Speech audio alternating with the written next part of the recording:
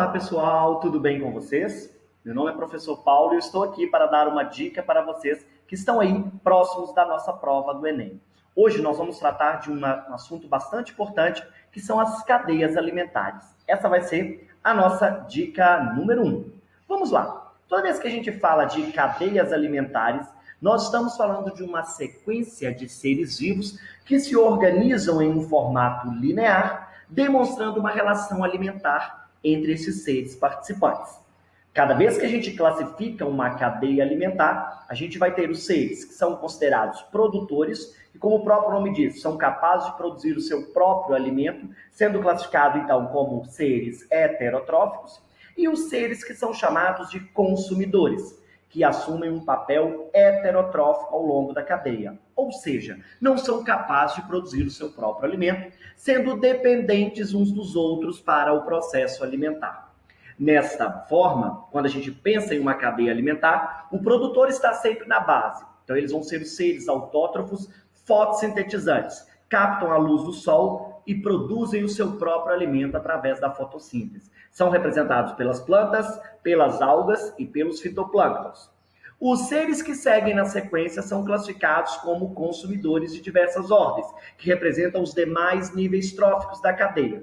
Em uma leitura de uma cadeia alimentar, a ponta da seta sempre indica o ser que está se alimentando. Então, nesse caso da nossa imagem aqui, nós temos que a planta representa o produtor, a planta é o alimento do gafanhoto, o gafanhoto é o alimento do sapo, o sapo é o alimento da serpente e a serpente, por sua vez, é o alimento do gavião. Neste caso, os consumidores aqui, eles são classificados em ordem. O primeiro a aparecer pós o organismo produtor, a gente chama de consumidor primário. E na sequência, a gente vai fazendo a numeração.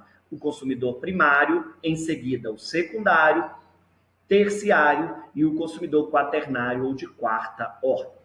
Para que essa cadeia ficasse completa, estão faltando aqui os seres decompositores, que são aqueles que vão agir reciclando a matéria orgânica. Qualquer ser vivo, planta ou animal, pode morrer ao longo de uma cadeia alimentar e os seus corpos precisam ser decompostos. Então, é a ação de fungos e bactérias que vão agir decompondo os corpos desses seres vivos, devolvendo ao solo todos os nutrientes que antes faziam parte dos corpos desses seres vivos.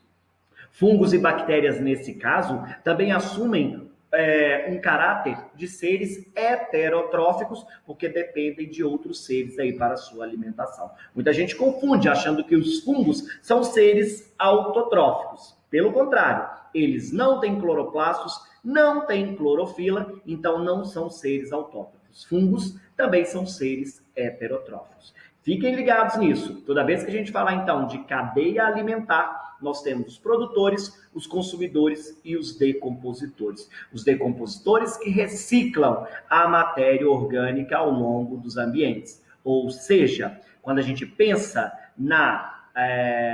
no ciclo da matéria, a matéria assume essa dinâmica cíclica, porque os decompositores vão devolvendo ao solo todos os nutrientes que antes faziam parte dos seres que estão ao longo aí da cadeia alimentar.